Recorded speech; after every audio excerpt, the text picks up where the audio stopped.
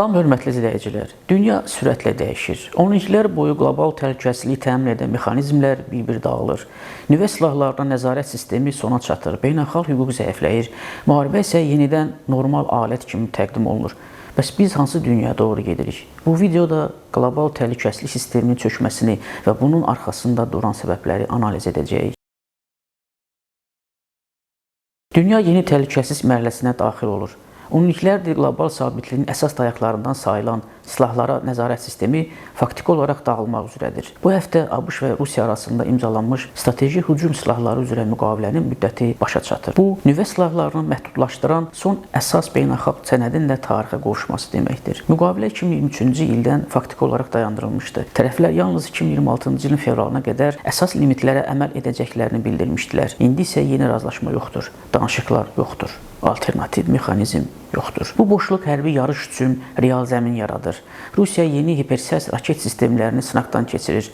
ABŞ raketdən müdafiə və nüvə modernizasiyasına milyardlarla dollar yatırır. Çin isə sürətlə böyüyən arsenalı ilə artıq bu oyunun üçüncü əsas iştirakçısına çevrilir.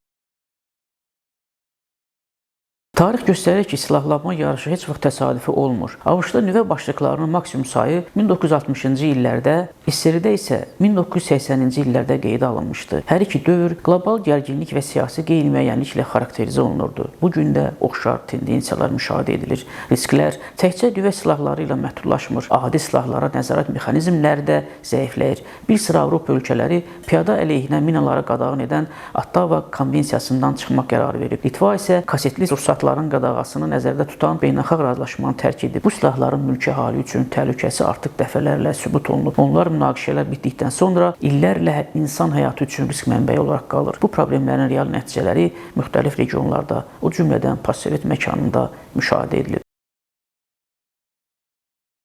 Eyni zamanda beynəlxalq institutlar zəifləyir. Birləşmiş Millətlər Təşkilatı ciddi maliyyə çətinlikləri ilə üzləşir. Büdcə ixtisarları, proqramların dayandırılması və struktur dəyişiklikləri təşkilatın təsir imkanlarını azaldır. Bu isə vasitəçilik və sülhməramlı missiyaların gələcəyini sual altına qoyur. Ortaya çıxan mənzərə aydındır. Beynəlxalq hüquq getdikcə ikinci plana keçir. Güc amili, hərbi imkanlar və regional üstünlük anlayışı yenidən əsas alətə çevrilir. Ərazi iddiaları və təhlükəsizlik dilemması daha açıq şəkildə gündəmə gəlir.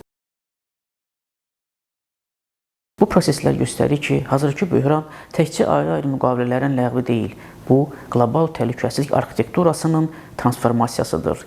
Qarşıdakı illərdə dünya ya yeni silahlanma yarışına daxil olacaq, ya da itirilmiş dialoq kanallarını yenidən bərpa etməyə çalışacaq. Seçim isə yalnız böyük güclərin deyil, bütün beynəlxalq sistemin gələcəyini müəyyən edəcək.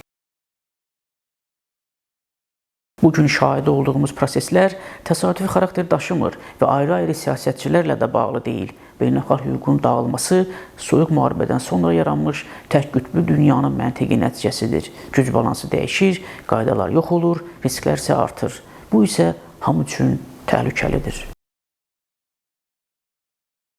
Siz necə düşünürsünüz? Dünya bu təhlükəli spiraldan çıxa biləcəkmi? Fikirlərinizi şərhlərdə yazın.